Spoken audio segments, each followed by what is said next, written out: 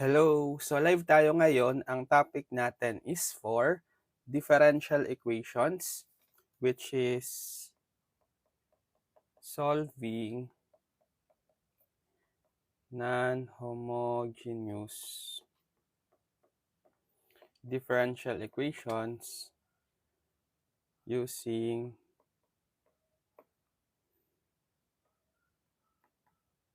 method of undetermined coefficients. Ayan. So, next lesson na natin is for non-homogeneous DE. Kasi meron na tayong na-discuss na lesson for homogeneous DE, right? Parts 1 to 4. So, kung hindi nyo pa napapanood yon, ililink ko na lang sa description para ma-check nyo muna. Mahalaga, may idea na kayo doon. Kasi, gagamitin natin yung concepts ng homogeneous DE dito sa lesson, which is non-homogeneous DE tayo ngayon. Okay? So, panoorin nyo muna yung mga video tutorials ko sa homogeneous DE. Tsaka mahalaga rin dito is yung construction, yung concept ng na-discuss ko sa topic na construction of homogeneous DE given a particular solution. Link ko na lang yan, yon din sa description. Okay? Ano ba yung non-homogeneous DE? Ito, na-discuss ko na to sa introduction, di ba? Yung difference ng homogeneous DE tsaka non-homogeneous DE doon sa part 1 ng video tutorial ko for solving homogeneous DE with constant coefficients. By the way, with constant coefficients pa rin tayo dito ha. Hindi ko na lang nasulat. So, solving non-homogeneous DE with constant coefficients using method of undetermined coefficients. Okay? So, diba, ang form natin, general form of linear DE is b naught of x d to the n plus b sub 1 of x d to the n minus 1 plus dot plus b sub n minus 1 b sub n minus 1 of x d plus b sub n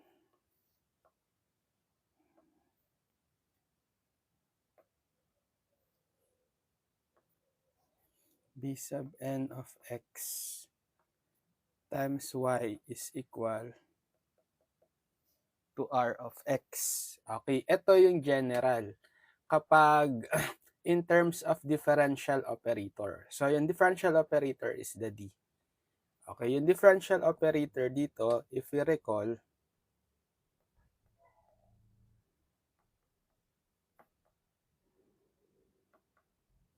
D, kung i-raise mo siya sa n power, tapos tatabi mo sa kanya yung any dependent variable, let's say y, kukuhain niya yung nth derivative ng y with respect to any independent variable. Let's say x, ang independent variable.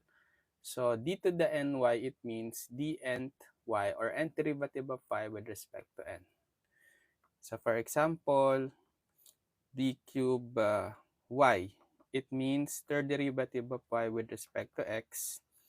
D squared y, it means second derivative of y with respect to x, and so on.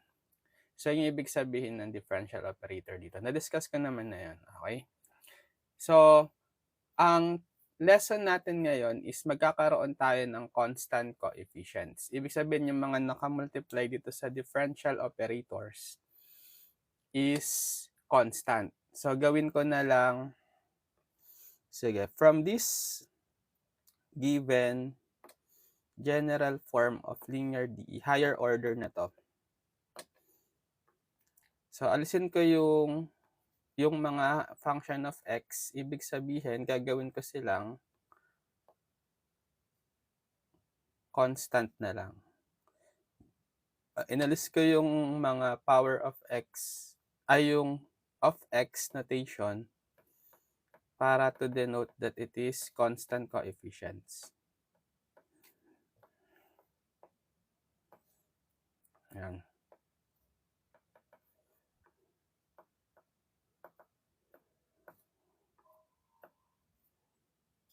Yan. Kaya ano tayo ngayon? Puro constant coefficients. B naught, so magiging B naught, B1, dot, dot, dot, B sub n minus 1, B sub n are constants. Tapos, dahil non-homogeneous tayo ngayon, itong function sa right side, yung r of x, so di ba if r of x is equal to 0, homogeneous. Na-discuss ko to. But if r of x is not 0, any function of x, kahit constant lang yan, it is considered as non-homogeneous. So, i-discuss natin ngayon is hindi r of x equal to 0 kasi homogeneous yun eh. But r of x is not equal to 0. Any non-zero function of x. Okay, so paano ngayon mag-solve kapag non-homogeneous? Medyo mas mahaba lang sa homogeneous, pero yung concept ng homogeneous i-apply pa rin natin. So yung general solution of non-homogeneous DE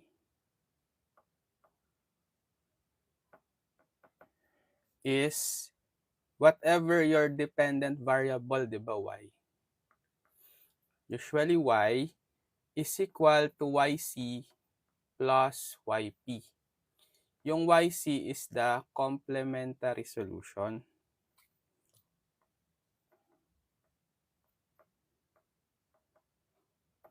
And yp is the particular solution. So, dalawa na yung hahanapin natin ngayon in finding the general solution of a non-homogeneous DE.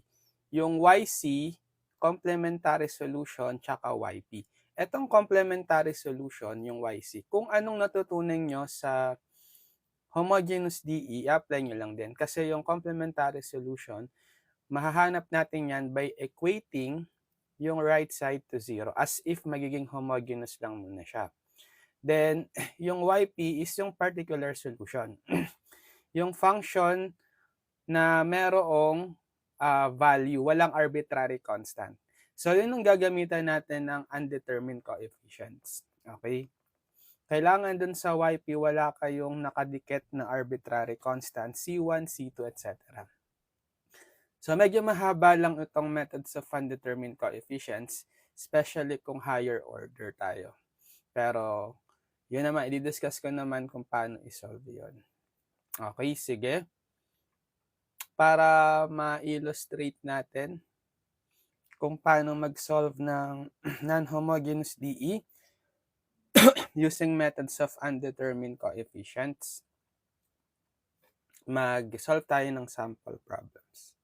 So, mahalaga na panood nyo na yung video ko sa homogeneous DE, parts 1 to 4, tsaka yung finding homogeneous DE given a particular solution. Link ko sa description.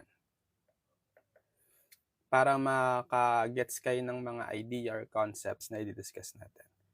So, solve the following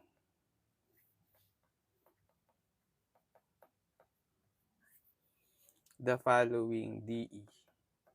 Okay, for number 1,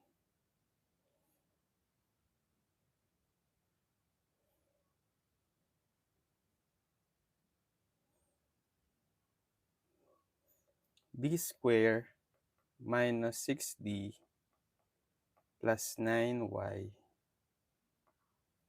is equal to e to the x. So, ang given natin ngayon is non-homogeneous na nga. Kasi, yung nasa right side mo is hindi na 0. Okay? pag homogeneous, dapat 0 yan. Meron ka ng non-zero function e to the x. So, non-homogeneous na siya. So, ang form natin ngayon ng non-homogeneous DE is f of dy is equal to r of x. So, pwede rin itong isulat kanina in terms of as a function of differential operator. Nakalimutan ko lang.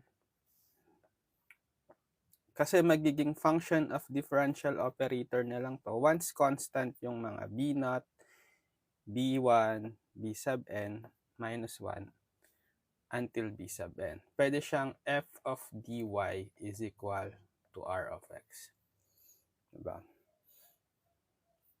So, hanapin natin. So, ang general solution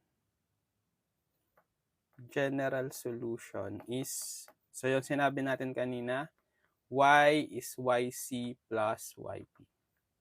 So, for yc muna tayo. Paano hanapin si yc?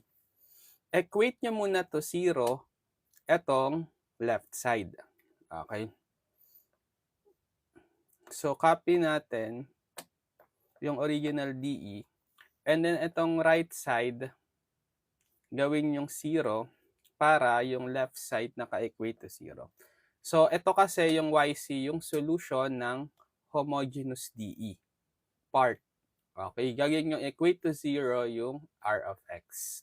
And then, gawin na lang natin yung steps on how to solve homogeneous DE dun sa video tutorials ko before. Diba? Na-discuss ko na ngayon yung solving homogeneous DE. Diba? Hanapin natin dyan yung auxiliary equation. Bale, yung f of d, kasi it takes the form f of dy is 0. So, si f of d is yung function of the differential operator na nakatabi kay y. D squared minus 6d plus 9. Tapos, hanapin yung auxiliary. F of m is equal to 0. So, palitan nyo yung mga d ng m. Bale, m squared minus 6m plus 9 is 0. Then, solve for the roots. Okay?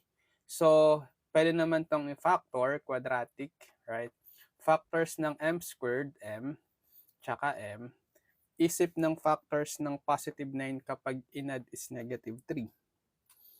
Diba? That's negative 3 and negative 3. So, na-repeat. Pareho m minus 3 times m minus 3. Equate each factor to 0. So, m minus 3 is 0. M minus 3 is 0. Solve for m. Transpose nyo lang pareho si negative 3 sa kanan. So, m is 3. M is 3. So, repeated roots. Ito si m1, ito si m2. So, paano kapag repeated real roots? Case 2. Ang general solution nun, or sa YC na tayo, YC is, di ba, C1 e to the M1x plus C2x, so lagyan ng x kasi na-repeat. Okay. So, YC is C1 e to the 3x plus C2x e to the 3x. So, hindi nyo pa to gets, maganda panoorin nyo yung previous lesson, yung parts 1 to 4. Okay. Ito yung YC. Ngayon, paano tayo makakahanap ng YP? Sige, i-discuss ko muna sa inyo yung concept kung bakit ganito yung magiging flow ng solution. Basta alam na natin si YC. Okay? Let's try to convert this TE to homogeneous. Sabihin, magiging naka-equate dapat sa 0. Pwede tayong mag-apply ng operator both sides. Okay? Ibig sabihin, kailangan pag nag-apply tayo ng operator, yung D, both sides, masisiro to. So pwede natin apply yung concepts na discuss ko dun sa construction of homogeneous DE. Okay, given a particular solution. So if we let R be equal to e to the x, ito yung solution, particular solution natin. Tapos hahanapan natin ng homogeneous DE. Paano ginawa natin doon? Okay, di ba kung ito yung particular solution natin, bale, ang sinet natin, ang general solution dapat nito is R is C1 e to the X. Okay? Where yung C1 is general solution. Ito yung particular, yung nasa right. Kasi wala kang arbitrary constants. So, C1 mo is sinet natin as 1. Okay? Ngayon, nahanapan natin yung homogeneous DE na ang solution is itong R is equal to X. 'Di ba kapag homogeneous DE, kukunin niyo lang yung coefficient ng E sa X, 'di ba 1? So, M1 is 1. So, 1 root lang, 'di ba? Kasi e to the 1x ka lang. Paano yung auxiliary equation kapag ganyan? 'Di ba? F of m is equal to 0. So, bale, m minus the root is equal to 0. Naturo ko to sa construction of homogeneous DE given a particular solution. Sa maganda na panood nyo, link sa description. So, ito ngayon yung f of m. Right? M minus 1. Para yung homogeneous DE, di ba, given by f of dy is equal to 0, or f of dr tayo, kasi yung dependent variable is ginawa kong y is equal to 0, is yung f of d ngayon is papalitan niyo yung m ng d. So, d minus 1 r is equal to 0. Ngayon, i-apply ngayon natin tong operator f of d minus 1 both sides. Para, di ba, the goal is mas 0 yung right side. O, apply natin. Applying d minus 1 operator on both sides. Concept lang muna para magets nyo kung paano ma-solve yung non-homogeneous DE using methods of undetermined coefficient. So, apply natin to both sides, yung d minus 1, d squared minus 6d plus 9y. So, dito sa left, tsaka sa right, d minus 1 ex. Yan. E di, dito sa left side, copy nyo lang muna as is yan. Copy. Pero,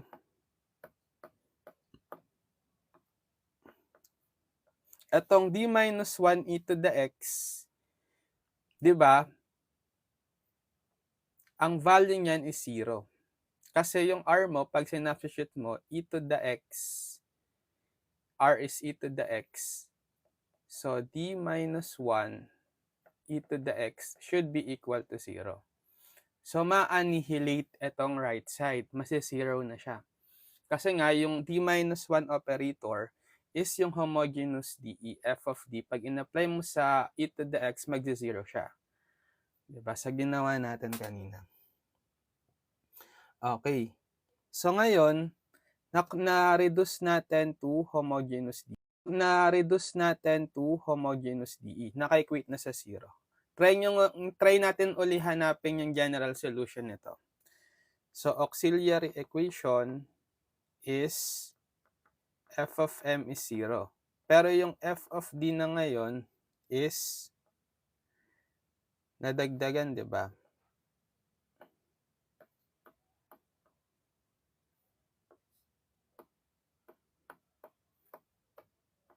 Nadagdagan na siya na ito, nung d minus 1. Yan. So, bale, m minus 1, m squared minus 6m plus 9 is 0. Ito na yung bagong auxiliary equation. Ay, alam na natin to. Di ba, ang factored form niyan is m minus 3, m minus 3. Kanina, ito. Diba? Tapos, ito na lang yung m minus 1. Then, solving for the root of each, m minus 1 is 0, m minus 3 is 0, m minus 3 is 0. So, transpose lang yung mga constant sa right. Ito, magiging m is 1, m is 3, m is 3. Diba ito na yung m1 natin kanina? m1, m2, tapos gawin ko tong m3. So, naging tatlo. Paano yung general solution ngayon nung derive each homogeneous DE? Diba, y is C1 e to the, diba, M1x plus C2x kasi repeated, lagyan nyo ng x, M2x plus C3 na tayo ngayon, e to the M3x. So, y is, so C1 e to the 3x M1 plus C2x e to the 3x plus C3 e to the 1x, or sige, x na lang. Kasi 1x lang. Okay, ngayon, pag kinompare natin, di ba, comparing, ang general solution talaga ng homogeneous DE is y is equal to yc plus yp. Di ba itong first two is the yc. Di ba ito yung yc natin kanina, yc. Di ba? Yan. So, ano dapat yung yp? Yung natitira. Kasi ito na si yc, c1 e to the 3x plus c2x e to the 3x. Di ba meron ka pang natirang c3 e to the x. So, therefore, yung yp mo dapat ay c3 e to the x. Yan. So, ito yung form dapat ng yp natin. C3 e to the x. Pero dapat, masasolve nyo yung C3. Kaya particular solution siya, dapat wala siyang arbitrary constants. So, gusto nyo baguhin nyo yung C3, kahit ano ng unknown constants, usually capital letters. Now, sige, let yp be equal to a na lang, e to the x. Pero pwede rin C3 kung gusto nyo. Usually mga capital letters. Kailangan mahanap ngayon si capital A. Kaya methods of undetermined coefficient, hahanapin nyo dapat yung coefficient sa yp. Ito si A lang. Balikan nyo yung original DE. Diba yung original DE is ito. Ito yung original DE.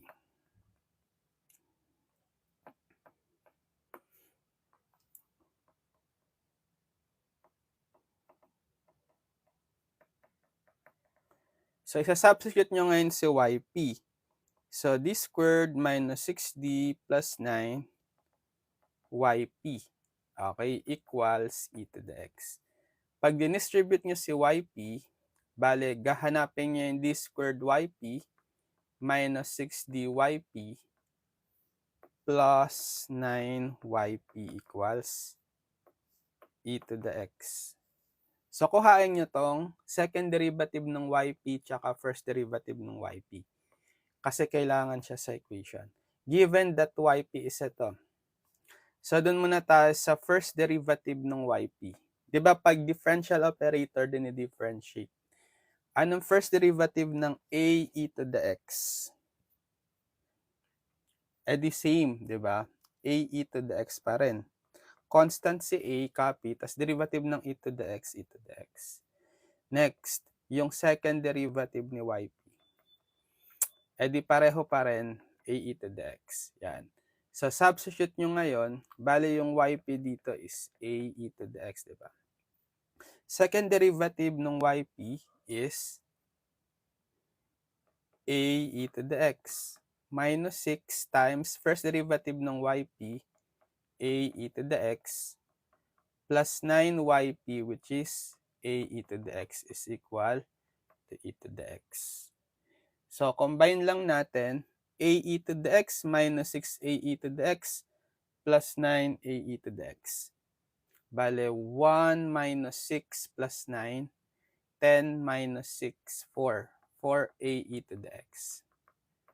Okay, by equating coefficients sa left side and sa right side, yung parehong functions, e to the x. coefficients ng e to the x sa left side is 4a. Coefficient ng e to the x sa right side is yung invisible 1.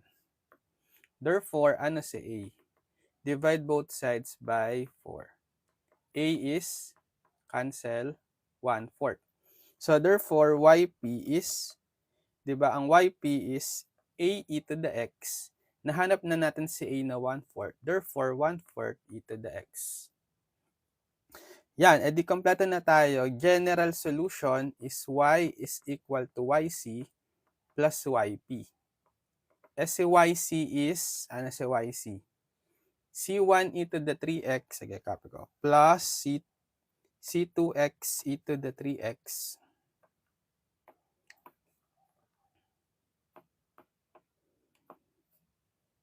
Ito si yc. Tapos si yp ngayon is yung positive 1/4 e to the x. Okay, so this is the general solution. So C, the general solution of non-homogeneous DE consists of YC, yung merong mga constants, tapos YP, yung free from constants. Wala kang C1, C2, C3, etc. Or 1.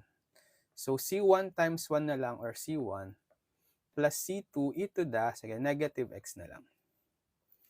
Okay, next. For YP naman. For YP, sige, gawin natin yung ginawa ko kanina. 'Di ba? Maghahanap tayo ng homogeneous DE na ang particular solution is etong negative cosine x. Yung ginawa natin sa problem 1. So, let R be equal to negative cosine x. Eh, 'di ba, kapag negative cosine x, base sa discussion natin, sa case 3, sa homogeneous DE, laging in pair yon with sine and cosine and e, power of e. Automatic complex conjugate roots, di ba? So, kapag sinet natin, ito kasi particular solution, ang pinaka-general solution is R should be equal to C1 e to the ax cosine bx plus C2 e to the ax sine bx. Kapag general solution ng particular solution na yan. So, kapag pinatter natin, wala tayong e, cosine lang, di ba? Yung e natin therefore, or yung a natin therefore is 0. Kasi pwede itong i-rewrite as e to the 0x. Kasi e to the 0 is 1 lang. So, nilagyan ko lang ng e to the 0x para ma-pattern dito, para ma-determine na yung a is 0, tapos yung b is yung coefficient ng cosine. Ang coefficient ng cosine is yung invisible 1. Ito. So that, ang root natin dyan, let's say m prime, takes the form a plus minus bi, right? So, m prime is a is 0, plus minus b is 1, I. Or, m prime is plus minus I. Yan. So, yan yung root natin. So, ibig sabihin, pag hinanap natin yung DE natin dyan, DE, di ba, ang auxiliary equation is f of m equals 0. Ang gawin ko, di ba ang ginagawa natin dun sa discussion ko sa last time, yung construction of homogeneous DE from a particular solution, kapag may complex conjugate roots, inaalis natin yung I. Ina-equate natin sa 0. Ang gagawin ko, square natin to both sides. So, gagawin ko na lang siyang m. Huwag natin lagyan ng m. M prime. Yan. So, bale, m squared is plus minus I squared. Diba? We know that I is square root of negative 1. Pag in-square mo yan, I squared is negative 1. So, etong plus minus, pag in-square mo, positive pa rin. Tas I squared is negative 1. Tapos, equate to 0, transpose yung negative 1 sa kanan. So, m squared plus sa kaliwa pala, transpose yung negative 1 sa kaliwa, magiging positive 1. Yan. So, ito yung f of m natin ngayon. M squared plus 1. From which, f of d is dapat equal kay d squared plus 1. So, yung homogeneous DE natin is f of dr is equal to 0. Bale, d squared plus 1, r is 0. Which is, kapag sinubstitute nyo dapat yung r, na ito, by the way, kaya siya naging negative cosine x from the general solution na yan. Sinet lang natin si C1 to negative 1, right? Yung coefficient ng may cosine term. Tapos si C2 is wala kasing sin bx term. So, 0. Okay. So that kapag in-evaluate natin yung d squared plus 1 kay r, which is yung negative cosine x, dapat 0 yan. So, ang i-operate natin both sides para ma-0 yung right side dito sa original DE natin. Yung f of d, sige.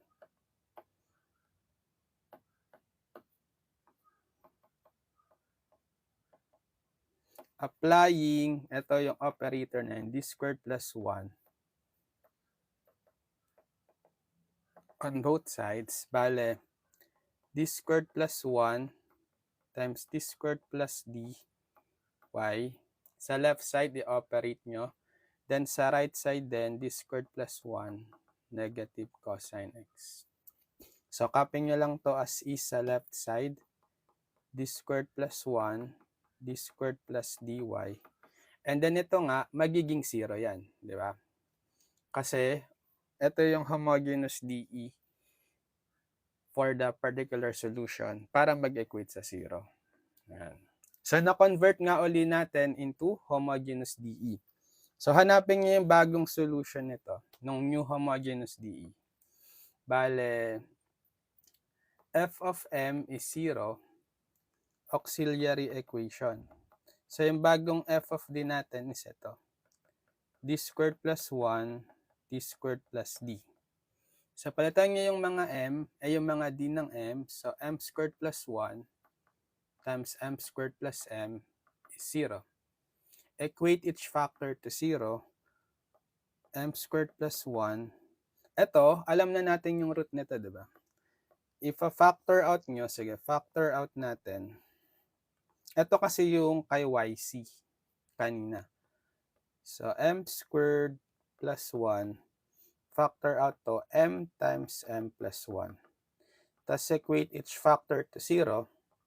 M squared plus 1 is 0. M is 0. And m plus 1 is 0. So ito, ang root nito, sige. M squared is equal, transpose si 1, negative 1 na siya sa kanan. Get the square root.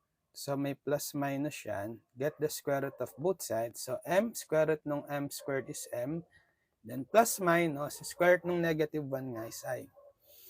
Tapos ito, m is 0 na yan. Ito, m is negative 1. So, diba yung m0 tsaka m negative 1, ito yung m1 tsaka m2 natin kanina. Saan yan? Ito. Diba? So, ito na lang yung gawin nating m3, m4. M3, 4. Kasi may 1, 2 na tayo. Tapos pangatlo, pang-apat is yung plus minus I. Anong general solution yan? Simulan natin dito, C1 e to the m1x plus C2 e to the m2x plus, paano ulit kapag complex conjugate roots? Diba, ang form natin is m is a plus minus bi, where a natin, kasi lola siyang a, lagyan nyo ng 0. So, pwede rin yung m3 sub 3,4 is written as 0 plus minus I. Right? So, yung A mo is 0. Yung B mo is yung coefficient ng I, which is 1. So, dapat C3 e to the ax, so laging pair, cosine bx plus C4 e to the ax sine bx. So, pag sinulat natin, C1 e to the M1 is 0 plus C2 e to the negative x, kasi negative 1 lang siya, plus C3 e to the a, 0, x, cosine b, which is 1, so 1x, plus C4 e to the a ulit, 0x, sine 1x, so b is 1, so 1x. Or simplifying, kasi e to the 0x is 1, so C1 plus C2 e to the negative x, ito rin, e to the 0, wala na yan, mga 1 lang. C3, cosine, so 1x or cosine x na lang, plus C4, sine x na lang din. Pero, kanina, so ito na yung general solution ng original DE. But, di ba yung pinaka-general solution is YC plus YP. Eh yung YC natin kanina, nakuha na natin as ito, YC. Okay, ito na yung YC, oh. Diba? So, si YP, therefore, yung natira. Siya yung kukuha nung natirang term. Si YP, ito. YP is yung C3 cosine x plus C4 sine x. Right? Okay. Tapos sabi ko nga kanina, kahit gawin nyo na lang tong mga capital letters. Sige. Let YP is C3, gawin ko na lang capital A, cosine x, plus C4, gawin ko na lang capital B, sine x. Yan. So, ang goal ngayon is mahanap yung capital A tsaka capital B. Diyan papasok yung method of undetermined coefficient. So, yung crucial critical part dito is yung paghanap ng YP, kung anong form niya. Which is, dinerive natin kung paano nag-a-arrive ng ganitong itsura ng mga YP. Diba? So, paano mahanap ulit si capital A tsaka si capital B? Balikan yung original DE. Kasi yung original DE natin is ito.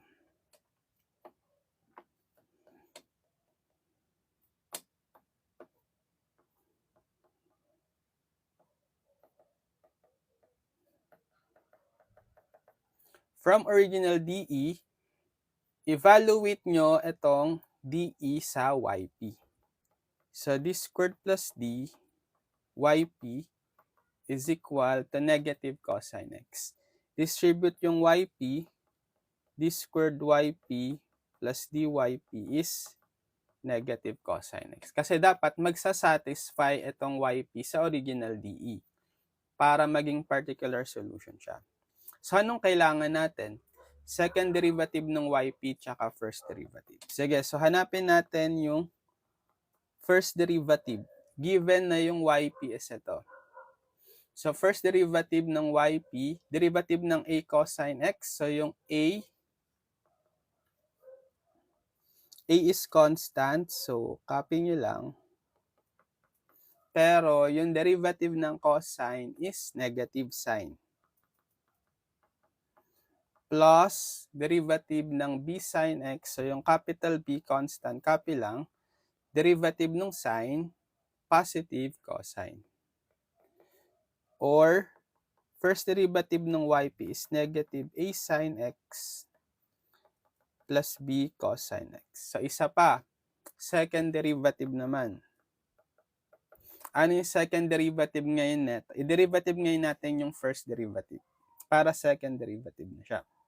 Derivative ng negative A sine x, so negative A constant, times derivative ng sine x, positive cosine x. Then plus B, constant, copy, times derivative ng cosine, negative sin x. Or d squared yp is negative a cosine x minus b sin x. So, substitute natin ngayon to, dalawa dito. So, yung d squared yp natin, ang value is ito, negative a cosine x minus b sin x. Then, plus, yung first derivative is ito. Sige, lagyan natin parenthesis. Negative a sin x plus b cosine x. Then, equal to negative cosine x. Combining similar terms tayo. Yung mga parehong may cosine, pagsamahin. Bale, factor out nyo yung cosine x dito sa dalawa. And then, add nyo yung coefficient, negative a plus b. Plus, so sa sin x naman, factor out the sin x, and add nyo yung coefficient, sige, negative a minus b. Negative a minus b. Then, equated to negative cosine x. Yan. So, by equating coefficients ngayon ng same functions or by easy na lang. So, for cosine, sa cosine x, di ba, equate nyo yung coefficient, bale sa left side, negative a plus b, then sa right side, negative 1. Equation 1. So, kailangan dalawa, equation kasi dalawang unknown AB, capital AB. Sa sin x naman, coefficients ng sin x sa left side is negative a minus b. Sa right side, wala kang sin x term. So, pwede mo lagyan ng placeholder 0 sin x. Para equate mo, coefficient ng sin x sa right side is 0. Yan. So, solve lang natin tong equation simultaneously. Equation 2. Elimination method na lang. Sige, add natin equation 1 plus 2 para ma-cancel agad itong b. Right? Kasi additive inverse yung coefficient. So, positive 1, negative 1. So, negative a plus negative a, negative 2a. b plus negative b cancel, so 0. Negative 1 plus 0, negative 1. Then, divide both sides by negative 2. So, a is 1/2, positive 1/2.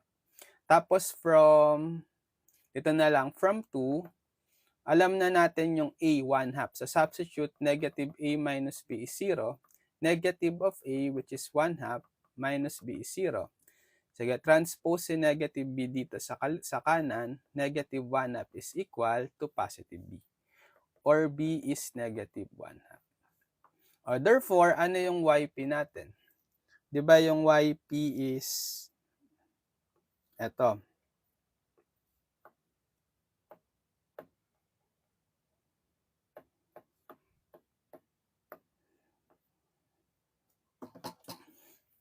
Ano si a? Substitute nyo na ngayon, 1/2 cosine x plus b. So, negative 1/2 sin x. So, meron ka ng yp tsaka yc. General solution mo na, y is yc plus yp. So, y is, ano nga ulit si yc kanina? Na-identify na natin yon unang-una pa lang. Ang yc for problem number 2, eto. Diba? So, copy ko to, yung yc part.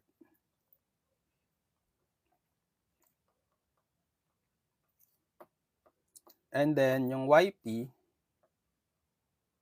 eto. Copy natin. Yan. Positive. Yan. So, ito yung general solution. So, again, ang general solution, you have the yc, yung merong arbitrary constant, yc, hindi yp. Tapos, yung yp, yung wala kang makikitang arbitrary constant. nakasolve yung coefficients. Di ba kanina yung A tsaka B yun, sinolve natin. A is 1/2, B is negative 1/2. Okay, sige. Problem number 2, 3. Ito, i-shortcut na natin para mas mabilis.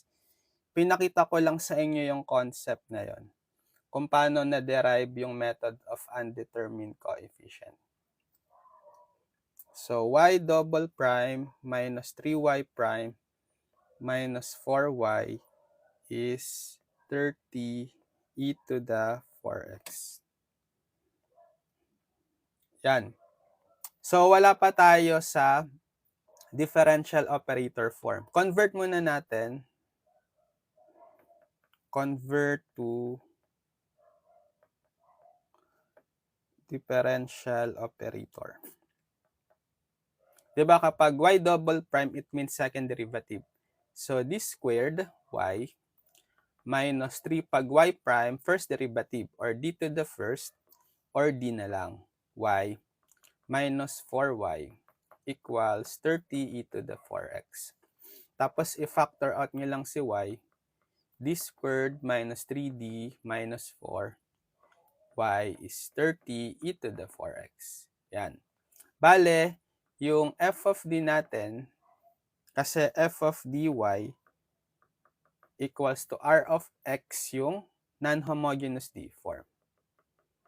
So, f of d is d squared minus 3d minus 4.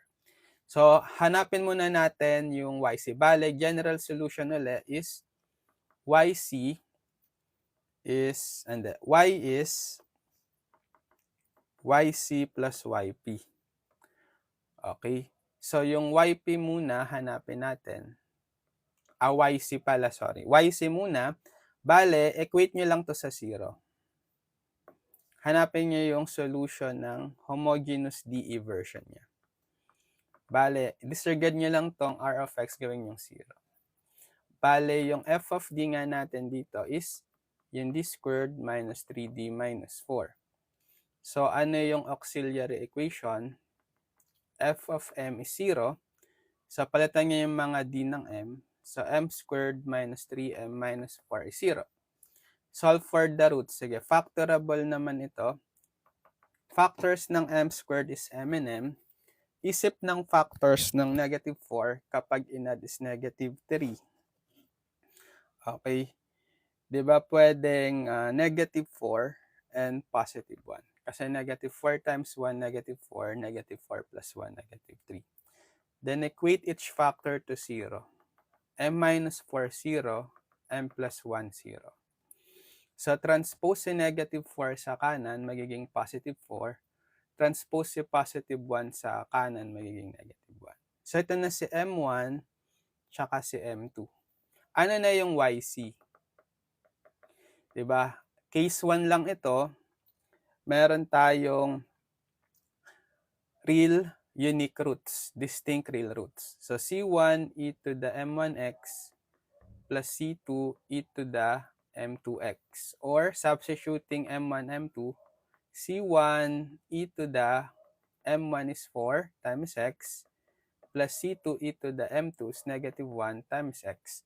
Or kahit negative x na lang, di ba? Yan. Ngayon, para sa YP, ganito na lang gawin natin. Shortcut. Di ba? Ang mahalaga lang dito, makuha niyo yung tamang form ng YP. So, balikan niyo yung original DE. Ito.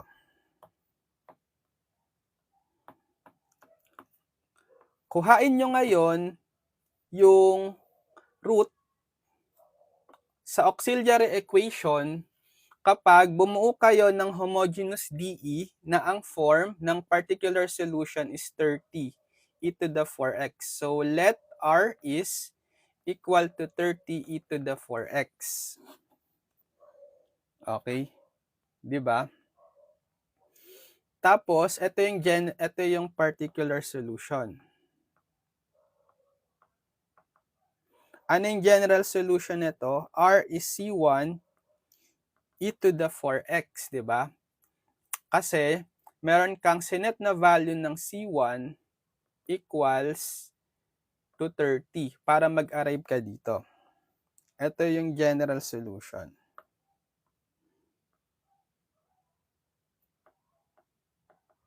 Kailangan mo ng general solution para mahanap mo yung roots ng auxiliary equation dito. Kapag C1 e to the 4x, di ba, pwede yung R is equal to C1 e to the mx. Ano yung m mo? M mo is yung 4. So, yan yung sabihin nating m prime. M prime natin is 4. Yung m prime is the root of auxiliary equation of HDE given particular solution 30e to the 4x. Tapos, ang gagawin nyo, ito total nyo. Bale, total roots is yung M1, ito yung mga M natin, sige, M na lang, M plus M prime. So, sabihin natin yung M is roots of AE of homogeneous DE of original DE. Yung original, yung hindi ina-alter. Yung nasa left side. Tapos yung M prime is, eto, yung definition na yan. Ano yung empty natin? Bale si M is dalawa. Yung M1 tsaka M2. Ano yung M1? 4 and negative 1. Right? Tapos, yung M prime is 4. Buuin ngayon natin yung general solution dito. So, general solution, given this total roots of auxiliary equation, empty, na 4, negative 1, 4, diba, y is C1 e to the 4x plus C2 e to the negative 1x or negative x na lang. Plus C3, naulit si 4, naulit. Ibig sabihin, maglalagay ka ng x.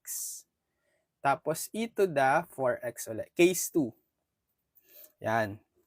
Pero, di ba ang pinaka-general solution, y is yc plus yp. Di ba itong first part natin, siya si yc kanina.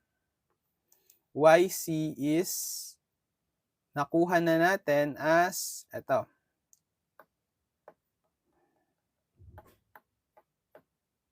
So, yung natirang term dito,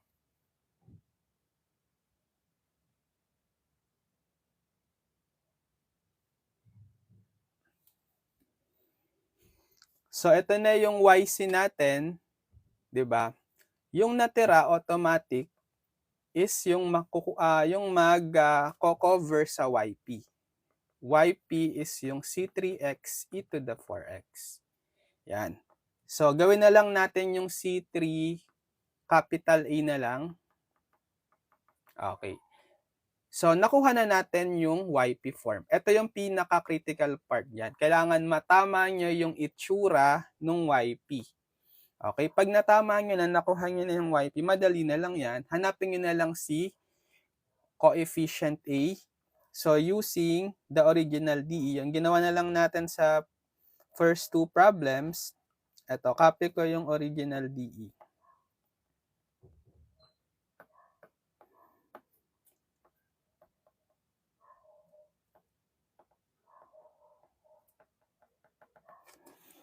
I-evaluate natin itong DE, yung Y, gagawin yung YP.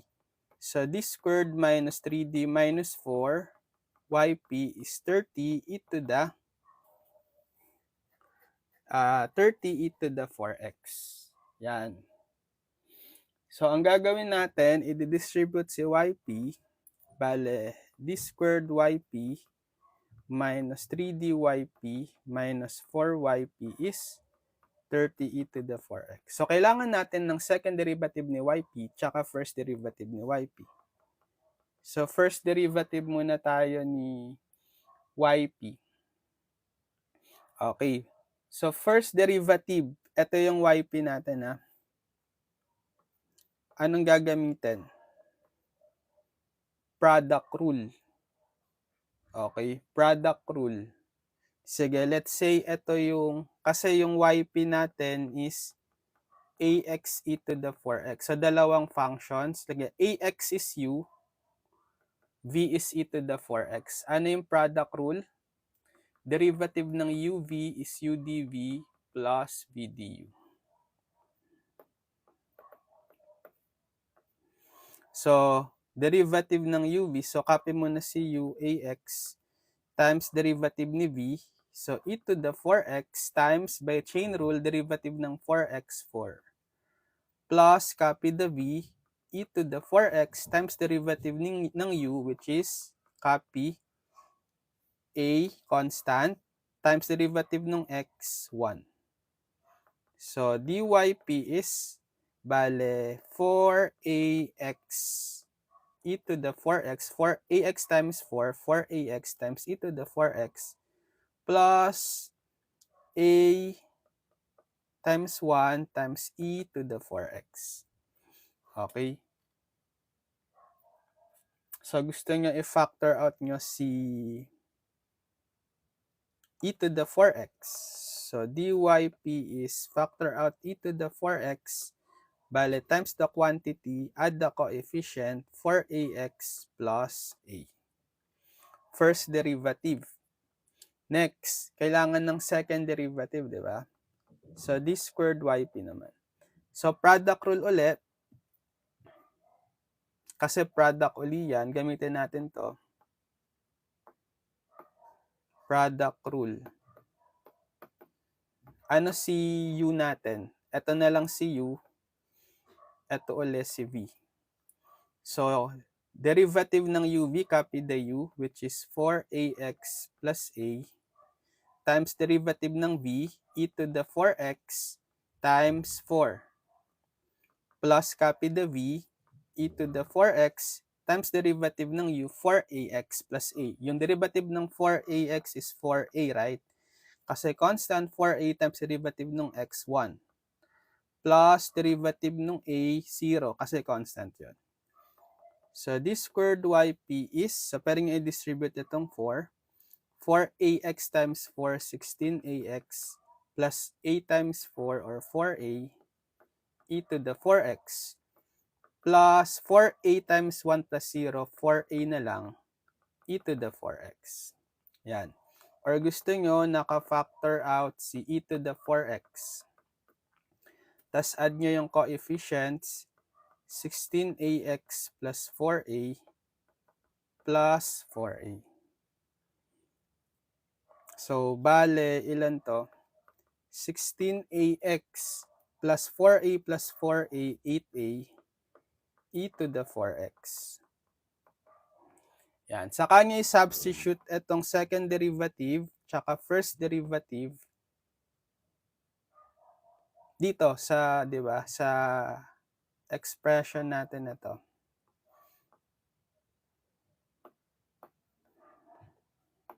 Yan. So, ano si second derivative? Ito. Copy. Okay. Minus 3 times the first derivative. First derivative is ito. Copy.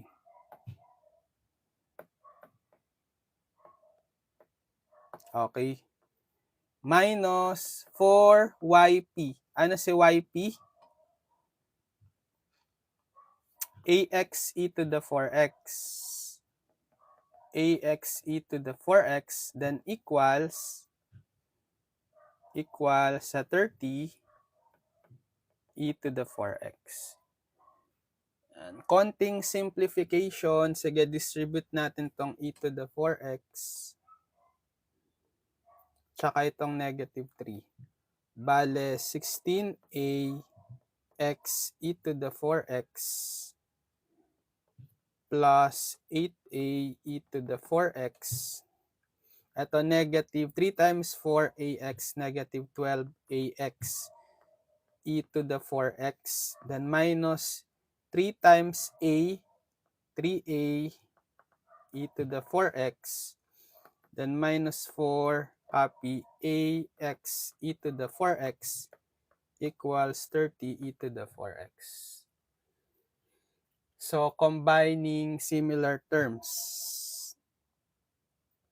Ito, makakancel nyo si 16ax e to the 4x minus 12ax e to the 4x minus 4ax e to the 4x. Diba 0 yan? Cancel. Matitira ngayon is 8a e to the 4x minus 3a e to the 4x, 5a e to the 4x equals 30 e to the 4x. So, by equating coefficients, or EC for short, so e to the 4x lang naman yung function. Equate nyo yung coefficients ng e to the 4x sa left tsaka sa right. So, sa left, 5a, sa right, 30. Solve for a, divide both sides by 5. A is 30 over 5 or 6. Therefore, ano si YP? Diba ang YP is ax e to the 4x. So, ax e to the 4x. Pero ang pinaka-value ni a is 6. So, substitute nyo na 6x e to the 4x. Yan. So, may YP ka na and YC. Pwede mo nang masulat yung general solution. Y is YC plus YP. So, Y is, ano nga ulit si YC? Balikan natin. Sa first part, kinuha agad natin si YC. Ito.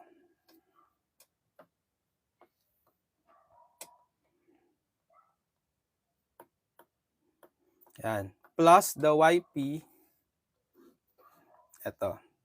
Plus 6x e to the 4x. Yan. So, ito yung pinaka general solution natin para sa given D. Y is C1 e to the 4x plus C2 e to the negative x plus 6x e to the 4. Gusto nyo naka-factor out si e to the 4x, pwede rin. Bale, C1 plus 6x e to the 4x, kasi common monomial factor yan yan, plus C2 e to the negative x. Okay.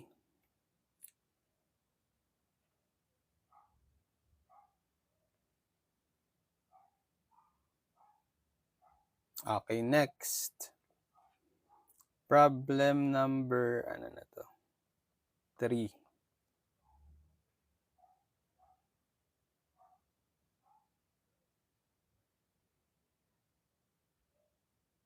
Problem number 4.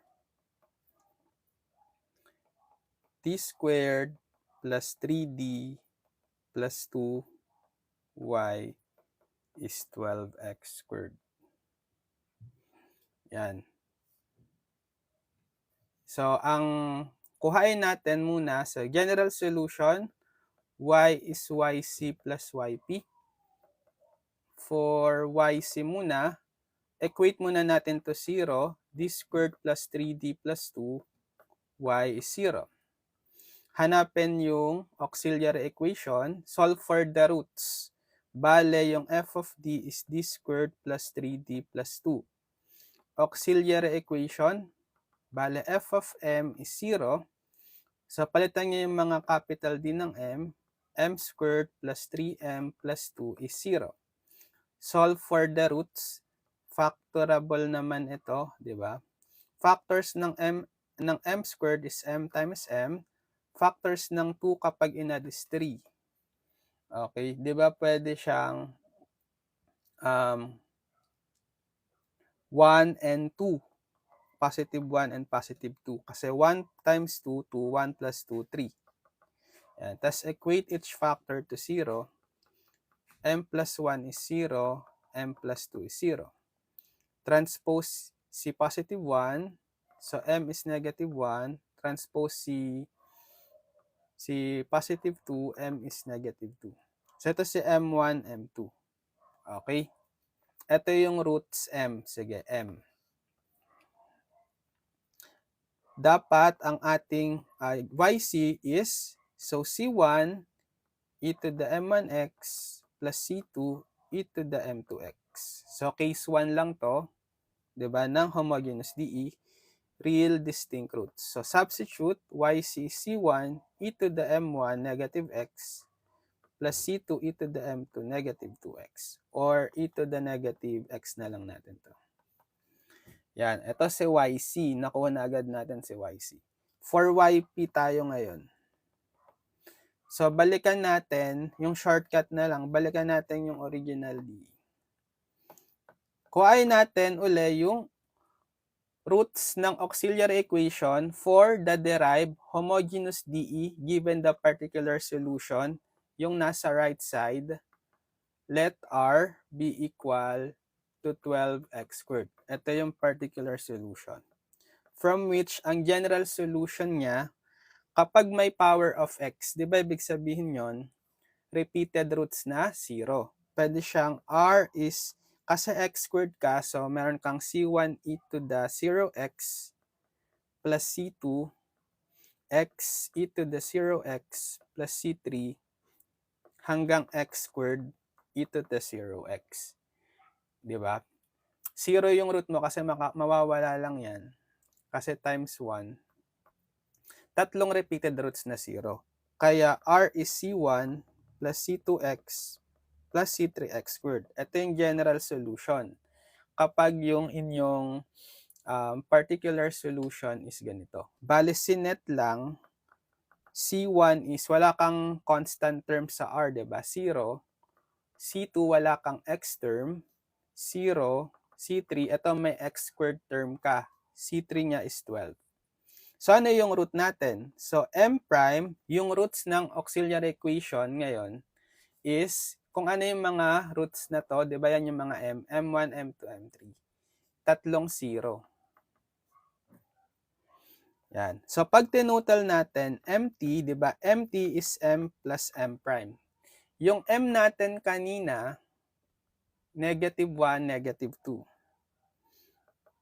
Negative 1, negative 2. Okay, negative 2. Tapos, yung tatlong M prime natin is 0, 0, 0. Pag kinuha niya yung general solution nitong, naging derive ano to? Derive, ano siya? Homogeneous DE. Y is C1 e to the negative 1x or negative x plus E2 e to the negative 2x plus C1 e to the 0x and the C3 na tayo. C3 e to the 0x, C4x e to the 0x, plus C5x squared e to the 0x. Which is makakancel lang tong mga e to the 0, magiging y is C1 e to the negative x plus C2 e to the negative 2x plus C3 plus C4 plus C5. May x ito, kalimutan natin. X, then x squared. So, di ba yung general solution takes the form y is yc plus yp. Ito na yung yc natin, di ba? Ito na yung yc. Kanina, dinerive natin, yc is ito. Yan. So, therefore, yung yp, kukuhain na lang natin dito sa natirang terms. So, C3 plus C4x plus C5x squared.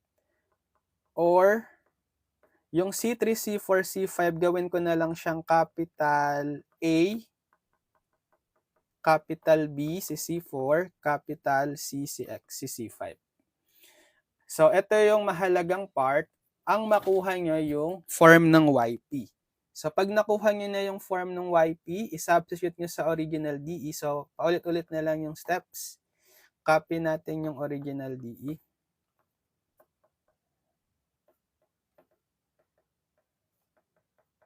Di ba? Bale, d squared plus 3d plus 2, isa-substitute nyo ngayon si yp equals 12x squared. So, distribute, bale, d squared yp plus 3dyp plus 2yp is 12x squared. So, kailangan natin ng first derivative ni p tsaka second derivative. Kuhain natin. So, first derivative muna tayo, given that yp is ito. So, derivative ng a constant, 0, plus derivative ng bx, so b constant copy, times derivative ng x1, plus derivative ng cx squared, so c constant copy, times derivative ng x squared, 2x. Therefore, dyp is ito, wala na siya, cancel, so b times 1 is b, plus c times 2x, 2cx. Okay, next. Yung second derivative na tayo. I-derivative pa natin tong first derivative. So, derivative ng b0 plus derivative ng 2cx, so 2c constant copy times derivative ng x1. So, second derivative ng p, ng yp is simply, wala na tong 0, 2c times 1 na lang, or 2c. Yan. So, saka nyo ngayon is-substitute yung second derivative tsaka first derivative dito sa given form na yan. So, diba yung d squared yp is 2c plus 3 times dyp is, ito, quantity b plus 2cx plus 2yp, si yp is, ito, a plus bx plus cx squared. A plus bx plus cx squared. Sige, urong na lang natin dito. Equals 12x squared. Sige, distribute natin yung pwedeng i-distribute. So, 2c plus 3 times b, 3b, plus 3 times 2cx, 6cx, plus 2a, plus 2bx, plus 2cx squared is equal to 12x squared. So, yung mga powers of x, pag-combinein natin, so sa x squared, wala, mako-combine, copy lang si 2cx squared. Sa power of x meron, si 6cx plus 2bx. Okay? Bale, factor out the x, then add the coefficient. Sige, unahin ko si 2b plus 6c. Tapos yung mga constant, walang x, ito.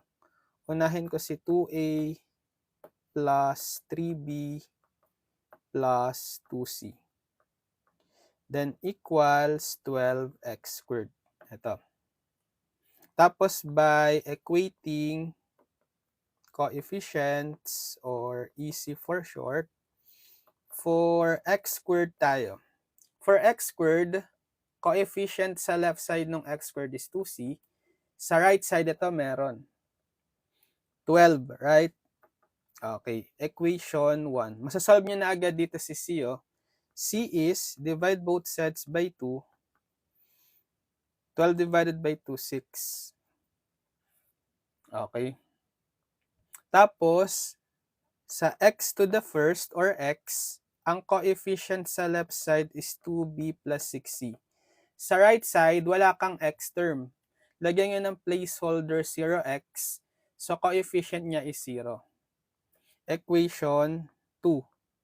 Tapos, for the constant or x to the 0 term, coefficient or constant term sa left side is 2a plus 3b plus 2c. Tapos, wala ka rin constant term sa right side, lagyan nyo ng placeholder 0. So, equate nyo to 0. Equation 3. Yan. So, meron ka ng c, pwede mo nang i-substitute sa 2. From 2, masasolve mo na si b. So, 2b plus 6c, which is 6, equals 0.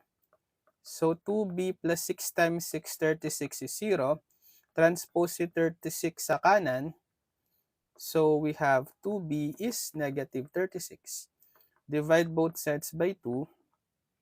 Therefore, ang value ng ating b ay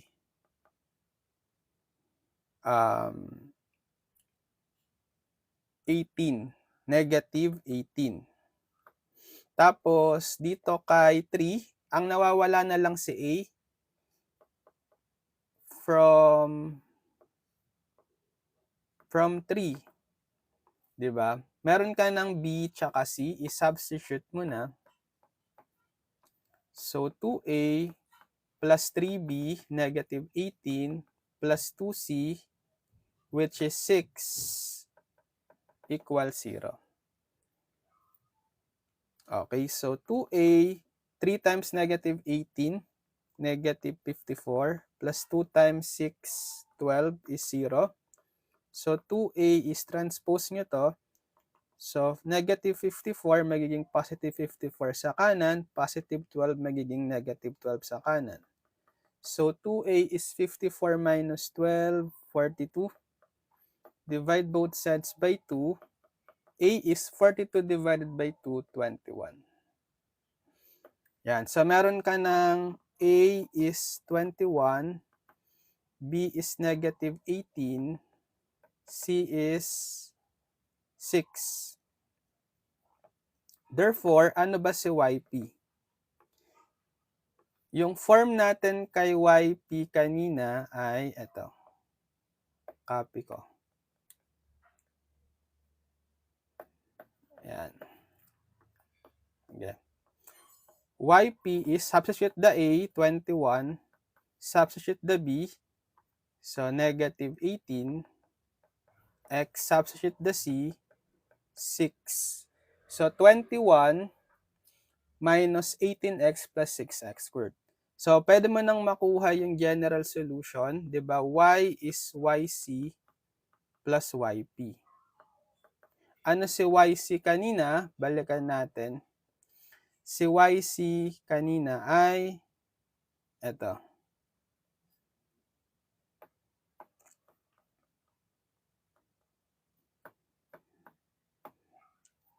Okay. Tapos si YP, ito. Plus. Diba? Ito si YP. So, ito yung general solution. Y is C1 e to the negative x plus C2 e to the negative 2x plus 21 minus 18x plus 6x squared. Okay? Yan. So, nakasolve na rin tayo ng hanggang problem number 4.